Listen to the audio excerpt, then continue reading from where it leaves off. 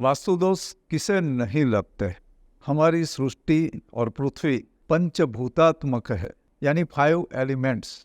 Basically जो 5 element है वो पृथ्वी, जल, अग्नि, वायु और आकाश।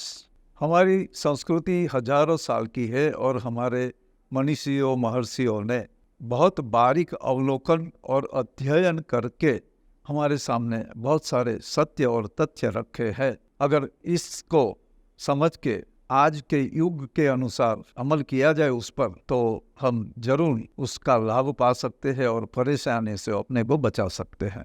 जैसे हम जानते हैं कि पंच तत्व का बैलेंस सृष्टि में, पृथ्वी में होता है, वैसा ही बैलेंस हमारा बॉडी, जो हमारा मानव शरीर है, वो भी पंच तत्व से बना हुआ है। और हमारा वास्तु यानी हमारा घर भी इसी पंच तत्व को लिए चलता है। यानी जब हमारे बॉडी में कहीं ना कहीं गड़बड़ होती है, बीमारी आती है, तो समझते हैं कि कोई तत्व की गड़बड़ है। उसी तरह जब घर में दोष दिखते हैं, कुछ परेशानी आती है, तो समझना चाहिए कि घर का जो तत्वों का बैलेंस है वो कहीं ना कहीं डिस्टर्ब हुआ है। जब बीमारी आती है, जैसे जाड़े का सीजन आ रहा है, तो हम अपने शरीर को इस तरह से बचाते हैं। बारिश के मौसम में हम छाता लेते हैं। उसी तरह से घर में भी जब कुछ गड़बड़ आनी है तो उससे पहले उसके सिम्टम्स दिखेंगे, कोई ना कोई परेशानी दिखेगी, तो उसका इलाज तत्व का अगर थोड़ा सा जानकारी रखेंगे तो हमें मिल जाता है। और उस हिसाब से ऐसी घर में बदलाव थोड़े समय में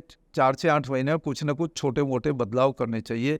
कोई फर्नीचर इधर है से उधर तो रखिए, कोई चीज जो है उसको एक ही जगह पे नहीं रखना है, बदलना है। तो जो इस तरह से घर के तत्व का बैलेंस करेगा, पंच तत्व का, उसको वास्तु दोष नहीं लगता, न वास्तु दोष से कोई परेशानी आती है। चाहे आपका घर का साउथ की जगह ईस्ट भारी है या ऐसा कुछ होता है, तो समय समय पे बदलाव करने से वो दोष रहेगा नहीं। जैसे कि कुछ सीजन में हम ठंडी चीजें खाते हैं और कुछ सीजन में हम गर्म चीजें खाते हैं, तो वो अपने बॉडी के लिए जिस तरह से पथ्य है, अच्छा है, उसी तरह से अपने घर के वास्तु के लिए भी ये तत्वों का बैलेंस लगाना और जमाना बहुत जरूरी है।